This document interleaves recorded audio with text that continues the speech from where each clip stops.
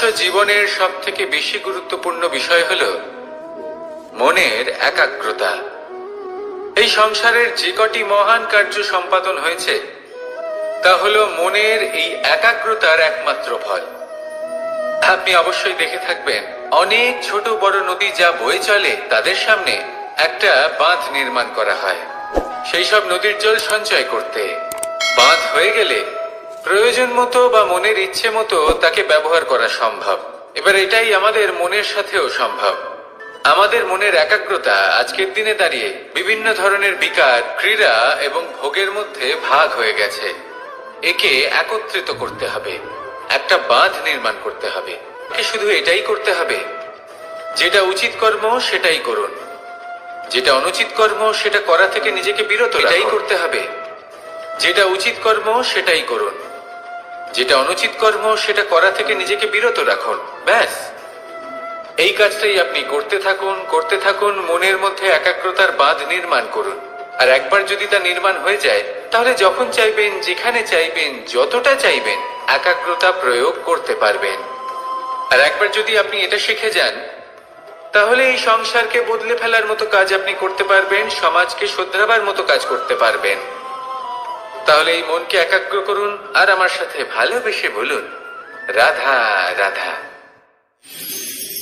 আমরা সবাই ফল খাই, কিন্তু আমাদের সেই ফলই প্রিয় হয় যে পরিপক্ক হয়ে ওঠে, যেটা নম্র হয়, আর যে ফল অনেক বেশি মিষ্টি আর সুস্বাদু হয়ে থাকে, যাদের রঙে বাহার দেখা যায়। সেইভাবে জীবনে আমরা নানান মানুষের সাথে পরিচিত হই, কিন্তু সেই মানুষই আমাদের মন ছুঁয়ে যায় যারা বিনম্র স্বভাবের, যাদের বাণী খুব মধুর, যাদের অন্তরে আত্মবিশ্বাসের একটা তেজ, একটা রং দেখা যায়। এবার এমন ব্যক্তি আমরা কি করে হব? ঠিক সেইভাবেই যেমন একটা ফল রোদ, বর্ষা, শীত, বায়ু এই সকল সংকটময় পরিস্থিতির সম্মুখীন হয়ে পরিপক্ক হয়ে ওঠে, সেইভাবেই মানুষ সংকটময় পরিস্থিতির সম্মুখীন হয়ে পরিপক্ক হয়ে ওঠেন। যদি এই সংকটের সম্মুখীন হন তাহলে অভিজ্ঞ হবেন, আর এই অভিজ্ঞতাই শিক্ষা দিয়ে যাবে। এই অভিজ্ঞতা আমাদের শিখিয়ে দেয় যে আমাদের বিনম্র থাকতে হবে। অহংকার করে কোনো লাভ নেই। মধুর বাণীর যে কি মূল্য তা আমরা শিখতে পারি। এই অভিজ্ঞতাই আমাদের বুঝিয়ে দেয় যে উচিত অনুচিত কোনটা, আমাদের দৃষ্টিভঙ্গি তৈরি করে, আর এই দৃষ্টিভঙ্গি দ্বারা আত্মবিশ্বাস জাগ্রত হয়। সেই জন্য জীবনে কখনো বিপদ থেকে দূরে পালাবেন না, সেগুলোর সম্মুখীন হন, অভিজ্ঞতা লাভ করুন, তার থেকে শিক্ষা লাভ করুন, এইভাবেই পরিপক্ক হবেন। আসুন আমার সাথে ভালোবেসে বলুন, রাধা রাধা। ধন সঞ্চয় করা সম্ভব, আর সেই জন্য ধন সব থেকে বেশি মূল্যবান সম্পত্তি নয়। এবার আপনি বলবেন, এ আমি কি বলছি? এই ধন খুব মূল্যবান, আমরা সকলে অর্জন করতে ব্যস্ত। সেটা এই কারণে, কারণ আপনারা জানেন না এই সংসারের সব থেকে বেশি মূল্যবান সম্পত্তি কি। এ হলো সেই সম্পত্তি যা কখনো সঞ্চয় করা সম্ভব নয়। আপনার কাছে যতই ধন থাকুক তা দিয়ে আপনি স্বাস্থ্য লাভ করতে পারেন, বাড়ি কিনতে পারেন, আদি ইত্যাদি, কিন্তু আপনি যতই ধনী হন না কেন ফেলে আসা দিনের একটা মুহূর্ত আপনি লাভ করতে পারবেন না। এই একটা মুহূর্ত, এই সময়, এটাই হলো সংসারের সব থেকে মূল্যবান সম্পত্তি। একবার চলে গেলে তা কখনোই ফিরে আসে না। আর এই মুহূর্ত যতই চলে যাক না কেন আমরা স্মৃতির মাধ্যমে সেগুলি যাপন করতে পারি, তার আনন্দ উপভোগ করতে পারি। আর যার সাথে আমরা সময় অতিবাহিত করেছি তার স্মৃতিতে আমরা চিরকাল জীবিত থাকতে পারি। সেই জন্য সময় সব থেকে মূল্যবান সম্পত্তি, তাকে এইভাবে নষ্ট করবেন না। প্রত্যেকটা মুহূর্ত উপভোগ করুন, আনন্দ করুন, আর ভালোবেসে বলুন, রাধা রাধা। যদি কোনো সিংহ বানরের মতো গাছে চড়তে চেষ্টা করে তাহলে কি হবে? একটা মাছ যদি মাটিতে হাঁটতে চেষ্টা করে তাহলে কি হবে? তারা বিফলই হবে। কিন্তু এরকম কেন হয়? তার কারণ হলো প্রকৃতির রচনা কিছুটা এরকম। এখানে প্রত্যেকটি ব্যক্তিকে, প্রত্যেকটি প্রাণীকে আলাদা আলাদা গুণের অধিকারী করা হয়েছে এবং সকলকে একটা সীমাও প্রদান করা হয়েছে। এবার এই যে বৃক্ষ, পশু, পাখি, এদের মধ্যে সেই ক্ষমতাই নেই যে এরা নিজেদের যাচাই করতে পারবে, নিজেদের সীমাগুলো বুঝতে পারবে। নিজেদের সদ্গুণগুলো চিনতে পারবে, এরা সেটা করতে পারবে না। কিন্তু মানুষ তো আলাদা। মানুষের কাছে সেই বিশেষ শক্তি আছে যে তারা পূর্ণরূপে নিজেদের যাচাই করতে পারবে, নিজেকে পূর্ণরূপে বুঝতে পারবে, নিজের দোষ, নিজের অপগুণ, নিজের সদ্গুণ, নিজেদের সীমাগুলো তারা বুঝতে পারবে।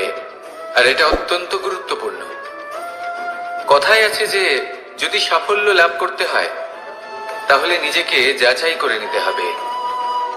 তাই নিজেকে যাচাই করুন, নিজের সাথে পরিচিত হয়ে যান এবং জীবনে কর্ম করতে থাকুন। সাফল্যের শিখরে অবশ্যই পৌঁছে যাবেন।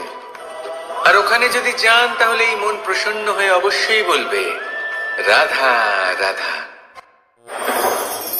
বনের মধ্যে যদি আপনি কোনো বিষাক্ত সাপ দেখেন তাহলে কি করবেন?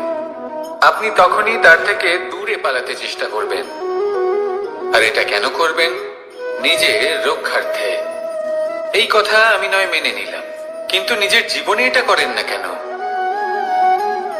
আপনি যেখানেই যান, যে স্থানেই যান না কেন, প্রত্যেক সময়, প্রত্যেক মুহূর্তে এমন বিষাক্ত সাপ আপনি অবশ্যই খুঁজে পাবেন। আর সেই সাপ নয় যাদের আপনি বনে খুঁজে পাবেন, এরা হলো সেই সাপ যা আপনাকে পাপ করতে বাধ্য করবে।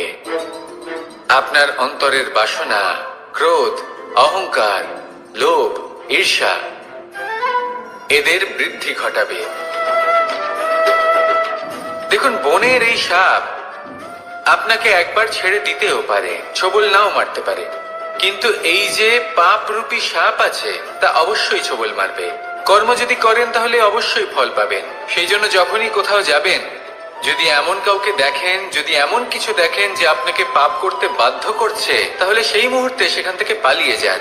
যেমন বনের সাপ দেখে আপনি পালাতে থাকেন। সৎকর্মের রক্ষা অত্যন্ত আবশ্যক। আসুন আর আমার সাথে ভালোবেসে বলুন, রাধা রাধা। কি সুন্দর একটা শব্দ। এর অনেকগুলো রূপ রয়েছে, অনেকগুলো অর্থও রয়েছে। প্রথম অর্থ হলো স্বর্ণ, অর্থাৎ সম্পত্তি। দ্বিতীয় অর্থ ধুতুরা, অর্থাৎ গাছের ছোট একটা বীজ যা কিনা অত্যন্ত শক্তিশালী হয়। যদি বেশি মাত্রায় এর প্রয়োগ করা হয় তাহলে এটা বিষময় হয়ে উঠতে পারে। এই হলো সেই ধুতুরা যার প্রয়োগ মহাদেবের পুজোতে করা হয়। এবার প্রশ্ন হলো এটাই যে এই স্বর্ণ এবং এই ধুতুরার মধ্যে মিল কি রয়েছে? মিল হলো এটাই যে এই দুটোই মানুষকে মত্ত করে তোলে। ধুতুরা মানুষকে তখন মত্ত করে যখন তাকে সেবন করা হয়, কিন্তু স্বর্ণ, ধন, সম্পত্তি, মানুষ এটা যতটাই অর্জন করে নেয় সেটাই যথেষ্ট। এই স্বর্ণ মানুষের ভাবনা চিন্তা করার ক্ষমতাকে বশ করে ফেলে। মানুষ সম্পত্তির লোভে মত্ত হয়ে ওঠে, কারণ যে যত চমৎকারী, যতটা অমূল্য হয় তাকে সামলানো কিন্তু ততটাই কঠিন, তাই না? তাই মনে রাখবেন, ধন, স্বর্ণ, সম্পত্তি এগুলো ধুতুরার থেকেও অনেক বেশি বিষাক্ত হতে পারে। তাই এর ওপর আত্মসংযমের একটা কবচ পরিয়ে রাখবেন এবং বিবেকের শক্তির সাথে এগুলো প্রয়োগ করুন, তবেই কল্যাণ হবে। আসুন আমার সাথে ভালোবেসে বলুন, রাধা রাধা। রোগ যদি এসে থাকে তাহলে তার ওষুধও অবশ্যই আসে। সমস্যা যদি আসে তাহলে সেই সমস্যার সমাধানও নিজে থেকেই আমাদের কাছে চলেই আসে। এই সংসার, এই জীবনের শুধুমাত্র একটাই নিয়ম আছে, আর তা হলো এটাই, এই সংসার হলো একটা চক্রের মতো। এতে শাশ্বত বলে কিছু নেই, নিত্য বলে কিছু নেই। আর যা কিছুই রয়েছে সব বদলাতে চলেছে। যদি আপনার জীবনে দুঃখ থাকে, সমস্যা থাকে, যদি আপনি বিপদ দ্বারা আচ্ছন্ন, তাহলে মনে রাখবেন সবকিছু বদলে যেতে চলেছে। দুঃখের সময় কাঁদবেন না, মনকে আরো দুঃখী করে তুলবেন না, কারণ এখানে যা কিছুই এসেছে তা যাওয়ার জন্যই এসেছে। তাহলে এত চিন্তা কিসের? আনন্দ সহকারে জীবন যাপন করুন আর আমার সাথে ভালোবেসে বলুন, রাধা রাধা। মানুষের জীবনে তিনটি গুণ অত্যন্ত প্রয়োজনীয়: শ্রদ্ধা, বিনম্রতা, যোগ্যতা। যদি জ্ঞান লাভ করতে চান তাহলে শ্রদ্ধার প্রয়োজন, যদি মান লাভ করতে চান তাহলে স্বভাবে বিনম্র হওয়া প্রয়োজন, আর যদি মনোবাঞ্ছিত স্থান লাভ করতে চান তাহলে যোগ্যতার প্রয়োজন। বিষয়টা সহজ। শ্রদ্ধা আপনাকে জ্ঞান দেবে, নম্রতা আপনাকে মান, আর যোগ্যতা উচিত স্থান দেবে। কিন্তু যদি আপনি এই তিনটি গুণ সম্মিলিত করেন তাহলে এমন কিছু লাভ করবেন যা এই সব কিছুর থেকে অনেক ঊর্ধ্বে। সম্মান। আর এ হলো সেই সম্মান যা প্রত্যেক মানুষের নিজের জীবনে লাভ করতে চেষ্টা করা উচিত। কারণ এই হলো সেই সম্মান যার কারণে আপনি চলে যাওয়ার পরেও এই সংসার আপনাকে ভালোবাসবে আর মনে রাখবে। আসুন আমার সাথে ভালোবেসে বলুন, রাধা রাধা। জীবনে গতি অত্যন্ত গুরুত্বপূর্ণ, মতিও হলো গুরুত্বপূর্ণ, এবং তার থেকেও বেশি গুরুত্বপূর্ণ হলো সঙ্গতি। একটা জলের ফোঁটা, তার মধ্যে গতি থাকে। প্রকৃতির মধ্যে তা লাভ করার ইচ্ছে নিহিত থাকে, কিন্তু এই যে সঙ্গতি তা নির্ধারিত করে যে এই জলের ফোঁটা ঝিনুকের মুখে পড়ে মুক্ততে পরিণত হবে নাকি বিষাক্ত সাপের মুখে পড়ে বিষে পরিণত হবে। এবার দেখুন, এই জঞ্জাল স্বর্ণকারের দোকানের সামনেও থাকে এবং জঞ্জাল একজন ব্যবসাদারের দোকানেও থাকে, কিন্তু জঞ্জাল যা স্বর্ণকারের দোকানে থাকে তা ব্যবসাদারের দোকানের জঞ্জালের থেকে অনেক বেশি মূল্যবান, কারণ তার মধ্যে সোনার কণার সঙ্গতি থাকে। সেই জন্য জীবনে সঙ্গতির উপর বিশেষ গুরুত্ব দেবেন। যেমন সঙ্গতি তেমনই আপনি হবেন। আসুন আমার সাথে ভালোবেসে বলুন, রাধা রাধা। প্রত্যেক প্রাণী ভালোভাবে জীবন যাপন করতে চান, এটা তাদের স্বভাবে আছে এবং ভাবাটা অনুচিত নয়। কিন্তু একটা ভালো জীবনের গুরুত্বপূর্ণ অংশ কোনটা? বসবাসের স্থান। সেই স্থান যেখানে আমরা জীবন অতিবাহিত করি। এবার মানুষ ভাবতে পারেন যে একটা ভালো বাসস্থানের অর্থ কি? সেই স্থান যেখানে সহজে জল পাওয়া যায়, যেখানে শুদ্ধ বায়ু পাওয়া যায়, যেখানে আনাজ উৎপন্ন হয়। এটা জীবনযাপনের জন্য পর্যাপ্ত বটে, কিন্তু ভালো জীবনযাপনের জন্য আরো একটা কথা আপনাকে বুঝতে হবে। সাধু, জ্ঞানী, পণ্ডিত ব্যক্তি, এই সকল মহাপুরুষ, এনাদের যে বাসস্থান তা অত্যন্ত বিশেষ হয়। এখানে এক ধরনের বিশেষ ইতিবাচক শক্তি থাকে, এমন একটা স্থান যেখানে দেবতারাও বিচরণ করেন। জীবন আমরা সবাই যাপন করি, কিন্তু জীবনের উদ্দেশ্য শুধুমাত্র জীবন যাপন করা নয়। জীবনের উদ্দেশ্য হলো মুক্তি লাভ করা। আর এই সকল সাধু, জ্ঞানী, পণ্ডিত ব্যক্তি, এই সকল মহাপুরুষ আপনাকে মুক্তির পথে নিয়ে যেতে পারেন, কারণ এরা হলেন সেই মহাপুরুষ যারা নিজেদের অন্তরের বিকার, অহংকার, ক্রোধ, বিদ্বেষ এই সকল দোষগুলিকে ত্যাগ করেছেন, এদের উপর বিজয় লাভ করেছেন। এমনই একজন ব্যক্তি আপনাকে মুক্তির পথে নিয়ে যেতে পারে। প্রয়োজন হলো শুধুই এনাদের চিনতে পারা, এদের কথা বুঝতে পারা এবং এদের দেখানো পথে চলা। যদি আপনি এটা করতে পারেন তাহলে এই মন প্রফুল্ল হয়ে বলবে, রাধা। এই শুকনো পাতাটিকে দেখুন, নিষ্প্রাণ হয়ে পড়েছে। একটা গাছের ডালে ছিল, সেই গাছ ওর লালন পালন করত। যখন যখন বাতাস বইত, এই পাতায় কম্পন দেখা দিত, মনকে প্রফুল্ল করে তুলত। কোনো একদিন এই পাতা গাছের ডাল থেকে ঝরে পড়ে গেল। নিঃসন্দেহে ও নিজের স্বাধীনতা পেল, কিন্তু আস্তে আস্তে শুকিয়ে গেল, নিষ্প্রাণ হয়ে গেল। দেখুন, আমি এই কথা বলছি না যে স্বাধীনতা অনুচিত, কখনোই না। কিন্তু যে কোনো পরিস্থিতিতে স্বাধীন হতে চাওয়া এটা নিশ্চিত রূপে অনুচিত।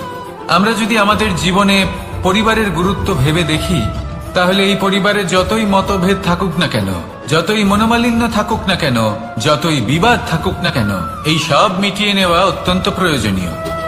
সেই সবকিছু সমাপ্ত করা অত্যন্ত প্রয়োজনীয়। কখনো এই পরিবারকে ভাঙতে দেবেন না, কখনো এই পরিবার থেকে দূরে চলে যাবেন না। এই পরিবার হলো আমাদের জীবনের একটা অমূল্য সম্পদ, অমূল্য এক আশ্রয়, যা এই সংসারে হয়তো কোথাও আপনি পাবেন না। তাই একে আগলে রাখুন। পরিবার সেই গাছ। আসুন আমার সাথে ভালোবেসে বলুন, আর সেই গাছ। আসুন আমার সাথে ভালোবেসে বলুন, রাধা রাধা। অনেক সময় আমরা জীবনে অনেক মানুষকে এমন বলতে শুনে থাকি যে আমি অসফল হয়েছি কারণ আমার সময় ভালো যাচ্ছিল না। আমি এই জিনিসটা লাভ করতে চাইছিলাম কিন্তু করতে পারলাম না কারণ আমার সময়টা ভালো যাচ্ছিল না। আমি আমার জীবনে ওই মহান কাজটা করতে চাইছিলাম কিন্তু করতে পারলাম না। কেন? কারণ আমার সময়টা ভালো যাচ্ছিল না। কিন্তু যে মুহূর্তে ভালো সময় আমার জীবনে আসবে আমি সব কিছু প্রাপ্ত করব। এমন প্রায় প্রত্যেকেই বলেন। আসুন একটা কথা বোঝা যাক। একজন মালিকে দেখুন, সে প্রত্যেক দিন গাছের সেবা করে, তাকে জল দেয়, তার যত্ন আত্তি করে। কেন? প্রত্যেক দিন সেই গাছ ফল দেয় না। সঠিক সময় এলে তবেই সেই গাছ ফল দেয়, কিন্তু প্রত্যেক দিন মালি তার সেবা করে, তাকে যত্ন করে। শুধুমাত্র তখন করে না যখন সেই গাছ ফল দিতে সক্ষম। আর যদি মালি গাছের যত্ন প্রতিদিন না করে তাহলে হয়তো সেই গাছ ফল দিতেই পারবে না। এটাই হলো আমাদের জন্য একটা শিক্ষা। যখন সময় আমাদের জন্য অপেক্ষা করে না তখন আপনি সময়ের জন্য কেন অপেক্ষা করছেন? ভালো সময়ের জন্য অপেক্ষা করবেন না। ভালো এবং শুভ কর্ম দ্বারা ভালো সময়কে নিজের কাছে টেনে আনুন। নিরন্তর কর্ম করুন, পরিশ্রম করতে থাকুন। শুভ সময় আপনা থেকেই আপনার কাছে আসবে। আসুন আমার সাথে ভালোবেসে বলুন, রাধা রাধা। একে বালি বলুন, মাটি বলুন বা ধুলো বলুন, এ দিয়ে কত কিছু করা সম্ভব। এ দিয়ে আপনি নিজের বাসস্থান নির্মাণ করতে পারেন, প্রাচীর গড়ে তুলতে পারেন, অট্টালিকা নির্মাণ করতে পারেন। কিন্তু যদি এই বালিকে আপনি মুষ্টিবদ্ধ করে রাখতে চান তাহলে তা হাত থেকে ফসকে যাবে। আপনি কখনোই একে মুষ্টিবদ্ধ করতে পারবেন না। এরকমই হয় আমাদের জীবন, আর এরকমই হয় সময়। এই মুষ্টিবদ্ধ করা বালির মতো। সময়কে আমরা বাধা দিতে পারবো না, আটকেও রাখতে পারবো না। এ হলো প্রবাহমান। জন্ম থেকে মৃত্যু পর্যন্ত এই যে সময়, তা খুবই সীমিত। আর এই সময় আমরা যেটাই করি তার দ্বারাই আমাদের মূল্য নির্ধারিত হয়। আর এই সংসার থেকে চলে যাওয়ার পরেও এই সংসার এই সব কর্মের জন্যই আমাদের মনে রাখে। তাই যদি আপনি এটা ভাবেন যে আজ যে কর্ম করার ছিল আমি না হয় কাল করে নেব, কাল আমার লক্ষ্যে পৌঁছানোর কথা ছিল আমি পরশু পৌঁছব, না, এই সময় খুব মূল্যবান, একে নষ্ট করবেন না। এই সময়কে সদ্ব্যবহার করুন, মহান হবার পথে অগ্রসর হন। একে যদি মুষ্টিবদ্ধ করে রাখার চেষ্টা করেন এই সময় থেমে থাকবে না। আসুন আমার সাথে ভালোবেসে বলুন, রাধা রাধা। আমাদের জীবনে অনেক ধরনের ব্যক্তি এসে থাকেন।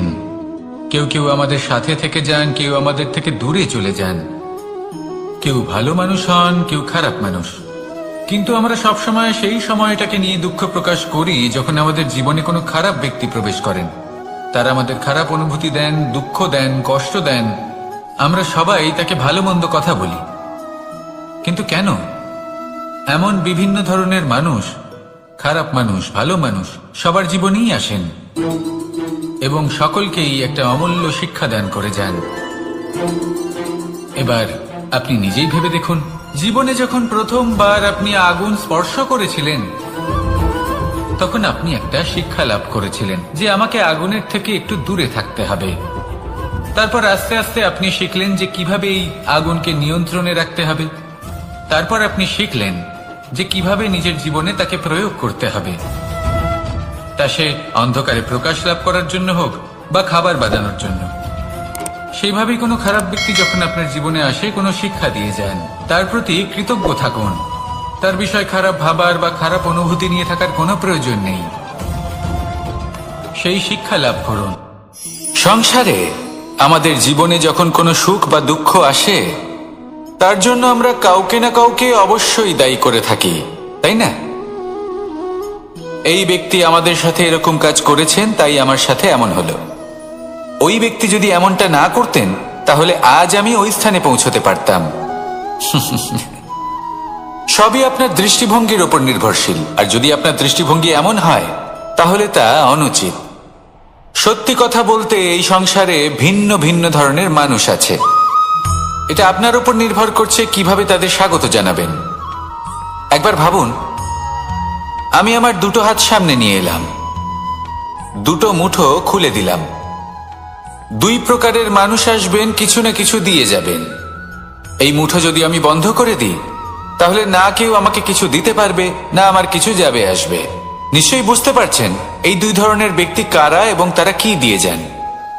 আমি যদি নিজের মুঠো খুলে দিই, তাহলে কিছু ভালো মানুষ আসবেন, আমাকে আনন্দ, সন্তুষ্টি, জ্ঞান প্রদান করে যাবেন, ভালো অভিজ্ঞতা দিয়ে যাবেন। কোনো খারাপ ব্যক্তি যদি আসেন, তাহলে তিনিও খারাপ অভিজ্ঞতা দেবেন, যার থেকে আমি শিক্ষা লাভ করব। এই সব কিছু আমি লাভ করতে পারি। মুঠো যদি বন্ধ করে রাখি, তাহলে আমি কিছুই পাবো না। দেখুন, এই সংসারে প্রত্যেকের জীবনে এইরকম। প্রত্যেকের জীবনে সবকিছুই আছে, ভালো খারাপ দুই মানুষই আছে। ভালো অভিজ্ঞতা আছে, খারাপ অভিজ্ঞতা আছে। নির্ভর করছে আপনার উপর যে আপনি কি করবেন, এনাদের স্বাগত কিভাবে জানাবেন, কার থেকে কি বুঝবেন, কি শিখতে পারবেন, আর কোন দৃষ্টিভঙ্গি নিয়ে অগ্রসর হবেন। এটাই নির্ধারণ করবে যে আপনার জীবন কেমন হবে।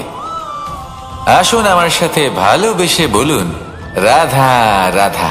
জীবনে যখন কোনো ব্যক্তি নিজের লক্ষ্য প্রাপ্তির জন্য নিরন্তর পরিশ্রম করতে থাকেন, চেষ্টা করতে থাকেন, তখন তিনি কষ্ট অনুভব করেন। কখনো শারীরিক কষ্ট, কখনো মানসিক কষ্ট। এবার উনি এটা ভাবতে থাকেন যে আমি কি উচিত করছি নাকি অনুচিত করছি। কারণ অন্যদিকে এমন একজন ব্যক্তিও আছেন যিনি একদমই পরিশ্রম চেষ্টা করছেন না। তিনি মদিরা পান করেন, বিলাসিতায় জীবন কাটান, অলস প্রকৃতির হয়ে ওঠেন, নিদ্রাতে বিলীন হয়ে থাকেন আর ভাবেন যে তিনি সুখ লাভ করছেন। কিন্তু এরকম কেন হয়? কারণ যখন আমরা সৎ পথে থাকি, উচিত পথে চলি, লক্ষ্য প্রাপ্ত করার জন্য চেষ্টা করতে থাকি, তখন আমাদের ভেতরে থাকা নেতিবাচক শক্তি এবং পাপ এই দেহকে ত্যাগ করে দেয়। আর এই অনুভূতিটাই আমাদের দুঃখের অনুভূতি দেয়, কষ্ট দেয়। এবার সেখানে যদি আমরা কুপথে চলি, অনুচিত পথে চলতে থাকি, তাহলে আমাদের ভেতরে থাকা পুণ্য এবং ধনাত্মক শক্তি আমাদের দেহ ত্যাগ করে দেয়। আর এই অনুভূতির কারণেই আমরা সুখ অনুভব করি। কিন্তু কখনো ভাববেন যে এই সুখ বেশি সময় পর্যন্ত থাকে না। সেই জন্য সবসময় মনে রাখবেন, যদি আপনি জানেন যে এটাই আপনার লক্ষ্য, এটাই উচিত পথ, শুভ পথ, তাতে নিরন্তরভাবে এগিয়ে যেতে চেষ্টা করতে থাকুন। এই কষ্ট আপনাকে সুখের পরাকাষ্ঠায় কখন পৌঁছে দেবে তা আপনি জানতেই পারবেন না। আসুন আমার সাথে ভালোবেসে বলুন, রাধা রাধা। প্রত্যেক মানুষ নিজের জীবনে হীরক তথা হিরে এবং দর্পণ এই দুই দেখেছেন। এই দুই হলো সাদা এবং এরা দুজনেই আলোর প্রতিফলন ঘটায় এবং এরা দুজনেই উজ্জ্বল হয়ে ওঠে। আপনি হয়তো মনে মনে ভাবছেন যে এটা কি ধরনের তুলনা করছি।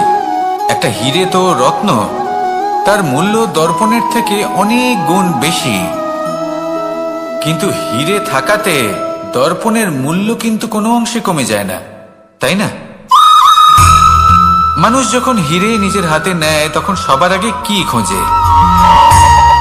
দর্পণ, যাতে তার মধ্যে দিয়ে দেখে সে বুঝতে পারে যে সেই হিরে আদৌ তার শোভাবর্ধন করছে কিনা, তাকে ভালো দেখাচ্ছে কিনা, প্রসাধনের জন্য সেটা ব্যবহার করা ঠিক হবে কিনা। অর্থাৎ হীরের উপস্থিতিতে দর্পণের গুরুত্ব কম হলো না। দর্পণের কারণে হীরের মূল্য বোঝা গেল। আমাদের জীবনেও ঠিক এরকমই ঘটে। আপনারা যদি সংসারে নিজের আশেপাশে দেখেন, এমন অনেক মানুষ দেখতে পাবেন যারা নিজেদের ক্ষেত্রে মহান স্থানে পৌঁছেছেন, নিপুণ এবং শ্রেষ্ঠ হয়েছেন। আর তাদের মধ্যে আপনার নিজের মনে হয় যেন আপনি হলেন দর্পণ। নিজেকে ছোট মনে করবেন না। আপনার মূল্য কম হচ্ছে না, আপনার নিজস্ব মূল্য আছে। আর যদি আপনার অস্তিত্ব না থাকে, তাহলে ওনাদের অস্তিত্বের মূল্য সংসার বুঝতেই পারবে না। জীবনে সবসময় চেষ্টা করবেন যাতে আপনি আরো বেশি শ্রেষ্ঠ হয়ে উঠতে পারেন। আপনি নিজে যে স্থানে আছেন সেটাকে ছোট মনে করবেন না, তারও নিজস্ব একটা মূল্য আছে। যদি আপনি হীরে হয়ে থাকেন তাহলে অহংকার করবেন না, যদি আপনি দর্পণ হয়ে থাকেন তাহলে নিজেকে ছোট মনে করবেন না। আসুন আর আমার সাথে ভালোবেসে বলুন, রাধা রাধা। মানুষ জন্মগ্রহণ করে, তার সাথে ভয়েরও জন্ম হয়। ছোটবেলা থেকেই আমাদের মনে কোনো না কোনো প্রকারের ভয় থেকেই যায়। কেউ এই বিষয়ে ভয় পায় যে তার কোনো বস্তু তার থেকে দূরে চলে যাবে। কেউ এই বিষয়ে ভয় পায় যে আমি নিজেকে হারিয়ে ফেলব। কেউ এই ভেবে ভয় পায় যে আমার প্রিয়জনেরা তারা যেন আমার থেকে দূরে না চলে যায়। কেউ এই ভেবে ভয় পায় যে আমরা যেন পথ না হারিয়ে ফেলি, আদি ইত্যাদি। কিন্তু সত্যি কথা বলতে, ভেবে দেখুন এই ভয় বাস্তবে কি? শুধুই একটা মনস্থিতি, আর কিছুই নয়। যা কিছু আপনি জীবনে পেয়েছেন তা একদিন আপনাকে হারাতে হবে। এই জীবন হলো আপনারই, কিন্তু তাও একদিন সমাপ্ত হবে। তাই ভয় পেয়ে কি লাভ? এই ভয় শুধু আপনাকে জীবন যাপন করা থেকে বাধা দিচ্ছে, আর কিচ্ছু নয়। পথ হারিয়ে ফেললেই বুঝতে পারবেন যে নতুন পথ কিভাবে বানাতে হয়। কিছু মানুষকে জীবন থেকে হারালে তবেই আপনি বুঝবেন যে আপনার আপনজনকে। এই ভয়ের কারণে ভীত হয়ে থাকবেন না।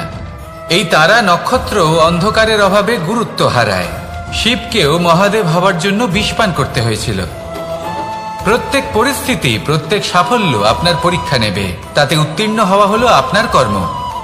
যখনই আপনি ভয় পাবেন বা সংকটের সম্মুখীন হবেন, তখন সাহসের সাথে তার সম্মুখীন হন। মনে রাখবেন, যে সম্মুখীন হতে জানে সাফল্য তার সাথে সবসময় থাকে। আসুন আর আমার সাথে ভালোবেসে বলুন, রাধা রাধা। এই সংসারে সব থেকে বেশি কোমল বস্তু হলো রেশম। এই রেশম এতটাই কোমল হয় যে এর পুরো একটা থান শুধুমাত্র একটা হাতে ধরা সম্ভব। কখনো ভেবে দেখেছেন এই রেশম কিভাবে হয়? একটি কীট তার লালার দ্বারা উৎপন্ন হয়। এই কীট সেই রেশমকে পাক দিতে থাকে, পাক দিতেই থাকে, দিতেই থাকে, আর আস্তে আস্তে তার মধ্যেই জড়িয়ে পড়ে। শেষে ওর এই সুন্দর অমূল্য সৃষ্টি রেশমের এই সুতো, তার নির্মাণ কার্য পূর্ণ হয়। কিন্তু তাতেই ও নিজে বন্দী হয়ে যায়। নিজেরই মায়াজালের এই বন্দী গৃহে নিজেই ফেঁসে যায়। এবার এই সুতোকে ব্যবহারযোগ্য করে তোলার জন্য এই কীটগুলিকে এই কবচের সাথেই ফুটন্ত জলে ফেলে দেওয়া হয়। এই সংসারে যদি আমাদের স্বপ্ন এই সংসারের দুঃখ হরণ করার জন্য, এই সংসারে সুখ বিতরণ করার জন্য হয়, তবেই আমাদের প্রগতি সম্ভব। যদি আমাদের এই স্বপ্ন শুধুই আমাদের এবং আমাদের স্বার্থ সিদ্ধির জন্য হয়, তাহলে এই স্বপ্ন আমাদের অন্ধ করে দেবে, আমাদের অন্ধকারের পথে নিয়ে যাবে, আর আমরাও সেই কীটের মতো হয়ে যাব।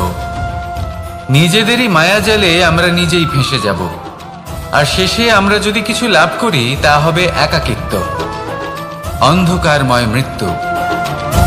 তাই স্বপ্ন অবশ্যই দেখুন, কিন্তু এমন ভাবে স্বপ্ন দেখবেন না যে তার এই বন্দিগৃহে আপনি নিজেই ফেঁসে গেলেন।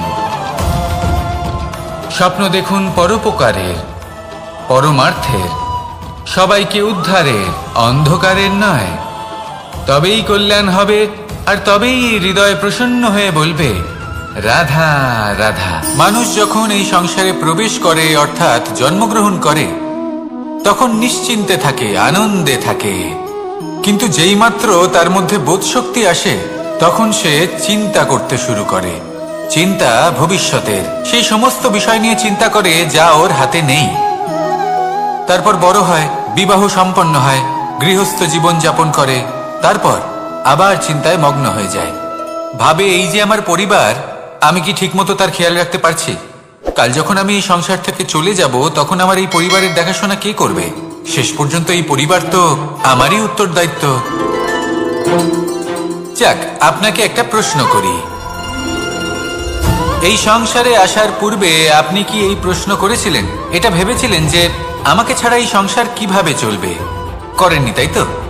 তাই আপনার এটা নিয়ে দুশ্চিন্তা করার প্রয়োজন নেই যে আপনি যখন এই সংসার ত্যাগ করে চলে যাবেন তখন কি হবে।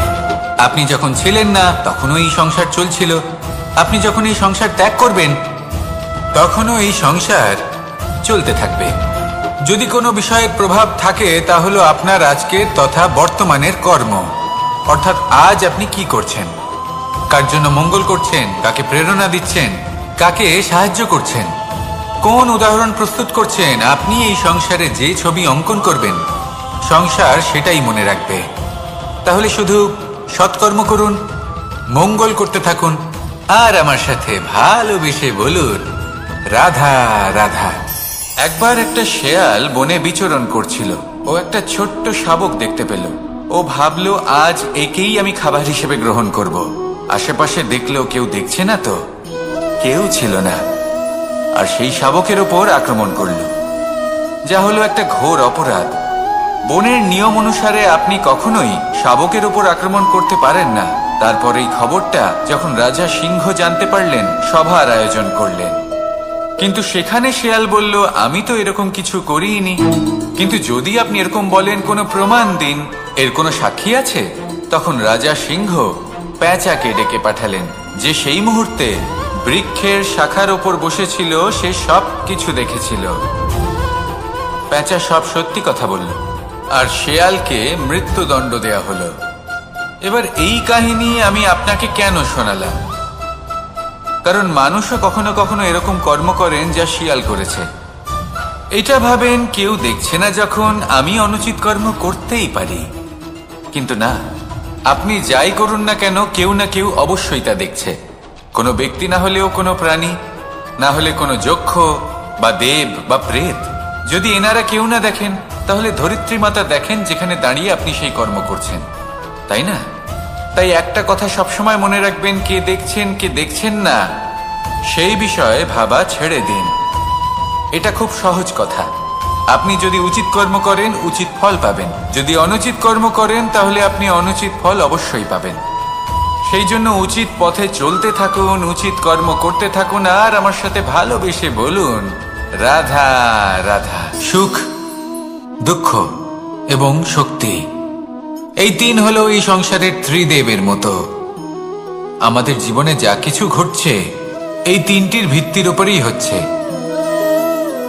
আসলে এই সংসারের একটা নিয়ম আছে, যখনই আপনি কিছু লাভ করেন, এই সংসার আপনার পরীক্ষা নেয়। এটা জানার জন্য আপনার পরীক্ষা নেয় যে আপনি যা কিছুই লাভ করেছেন, আপনি কি আদৌ সেটার যোগ্য কিনা। ঠিক সেইভাবেই এই সুখ, দুঃখ এবং শক্তি আপনার পরীক্ষা নিয়ে থাকে। যখন সুখ আসে, তখন সে আপনার পরীক্ষা নেয় যে আপনার মধ্যে অহংবোধ জাগ্রত হয়নি তো। যদি অহংবোধ চলে আসে, তাহলে সুখ সেখানেই সঙ্গ ত্যাগ করে। দুঃখ আপনার ধৈর্যের পরীক্ষা নিতে থাকে, আর যদি আপনার মধ্যে ধৈর্য না থাকে, তাহলে এটা আপনাকে আরো বেশি দুঃখের গভীর অন্ধকারে ঠেলে দেবে। সেখানে শক্তি পরীক্ষা নেয় আপনার বিনম্রতার। যদি আপনি বিনম্র না হন, তাহলে হয় এই শক্তি আপনার সঙ্গ ত্যাগ করবে, নয় এই শক্তি বিনম্রতার অভাবে আপনার পতনের কারণ হতে পারে। এই সংসারে যে কোনো ব্যক্তি যিনি এই পরীক্ষায় উত্তীর্ণ হয়ে থাকেন, এই জীবনে তিনি সাফল্য লাভ করেন। আসুন আমার সাথে ভালোবেসে বলুন রাধা রাধা। আমি মনুষ্যরূপে জন্ম নিয়েছি এবং সমস্ত কর্ম এই রূপেই করেছি। কিন্তু আশ্চর্যের বিষয় হলো যে আজও মানুষ আসেন এবং হাত জোড় করে প্রার্থনা করেন যেন আমি ওনাদের সহায়তা করি। আপনাদের একটা কথা বলতে চাই, আমি সকলকে সাহায্য করতে পারবো না, কিন্তু আমি শিক্ষা অবশ্যই দিতে পারবো, জ্ঞান প্রদান করতে পারবো, এমন কিছু জ্ঞান যার ভিত্তিতে মানুষ যা চাইবেন তাই লাভ করতে পারবেন যদি সঠিক কর্ম করতে থাকেন। যখন কংসের অসুররা গোকুলে ধ্বংসলীলা চালাচ্ছিলেন তখন আমি কারোর থেকে সাহায্য চাইনি। লক্ষ্য আছে, আপনি অবশ্যই লাভ করবেন। আর এই মন সুপ্রসন্ন হয়ে বলবে, রাধা রাধা। ভোজন এই সংসারে যেই হোক না কেন, কোনো মানুষ হোক, কোনো প্রাণী হোক, কোনো কীট হোক বা কোনো বনস্পতি হোক, প্রত্যেকের জন্য ভোজন অতি আবশ্যক। কারণ ভোজন থেকেই শক্তি পাওয়া যায়, আর সেই শক্তি দিয়েই সংসারের, আমাদের জীবনের সমস্ত কার্য করা যায়। এবার এমন এক ধরনের শক্তি হয় যা শীতের ঋতুতে সূর্য থেকে আমরা পেয়ে থাকি, আর আরেক ধরনের উত্তাপ হয় যা দিয়ে ভোজন রান্না করা হয়, সুস্বাদু নানান ধরনের ভোজন। এবার অত্যন্ত গুরুত্বপূর্ণ হলো যে ব্যক্তি সেই ভোজন বানাচ্ছেন তার মানসিক পরিস্থিতি এবং সেই ব্যক্তি যিনি ভোজন গ্রহণ করছেন তার মানসিক অবস্থা। যখনই আপনি ভোজন বানাচ্ছেন তখন ভালোবাসার সাথে কাজটা করুন, ধন্যাত্মক ভাব নিয়ে, সৎ ভাবনার সাথে। কারণ আপনার এই মানসিক স্থিতি শক্তির আকারে সেই খাদ্যের সাথে মিলে মিশে যায়। আর যখনই আপনি ভোজন গ্রহণ করছেন তখন সদ্ভাবনার সাথে, প্রসন্নতার সাথে গ্রহণ করুন, ধন্যাত্মক ভাব নিয়ে। যদি আপনি প্রসন্নতার সাথে রান্না করেন, প্রসন্নতার সাথে খাদ্য গ্রহণ করেন, তাহলে আপনি প্রসন্নই থাকবেন। আর মন সুপ্রসন্ন হয়েই বলবে, রাধা রাধা। দীপাবলি আমাদের সবথেকে বড় উৎসব। শ্রীরাম রাবণকে পরাস্ত করে 14 বছরের বনবাস কাটিয়ে আবার অযোধ্যায় ফিরে এলেন অমাবস্যার রাত্রে। অযোধ্যায় সবাই খুব প্রসন্ন ছিলেন, খুবই উৎসাহিত ছিলেন। অযোধ্যায় সহস্র প্রদীপ প্রজ্বলিত করা হয়েছিল এই উৎসবে। একে আমরা দীপাবলি বলে থাকি। এবার এই বিষয়ে আমরা সকলে জানি। আপনি কি এটা জানেন যে শ্রীরাম বাস্তবে অমাবস্যার এক রাত আগেই অযোধ্যায় পৌঁছে গেছিলেন? সবার সামনে অমাবস্যার রাতে এসেছিলেন। এর কারণ কি? শ্রীরাম প্রমাণ করতে চেয়েছিলেন যে যে কোনো সময়, দিন হোক বা রাত, শুভ বা অশুভ হয় না। শুভ অশুভ কিছু থাকলে তা হলো মানুষের চিন্তা, তার ভাবনা, তার নির্বাচন আর তার কর্ম। নিজেই দেখিনি। শ্রীরাম শুভ কাজ করে ফিরেছিলেন এবং অমাবস্যার মতো গভীর এক রাত্রিকেও দীপাবলিতে পরিবর্তিত করেছিলেন। এমনটাই যদি আমরা করতে পারি, তাহলে এমন কোনো গৃহে যান যেখানে অসহায় ব্যক্তি রয়েছেন, যা অন্ধকারাচ্ছন্ন, আর সেখানে প্রকাশ প্রজ্বলিত করুন। প্রকাশ সহায়তার, প্রেরণার, আশার। যদি এমন কিছু আমরা করতে পারি তাহলে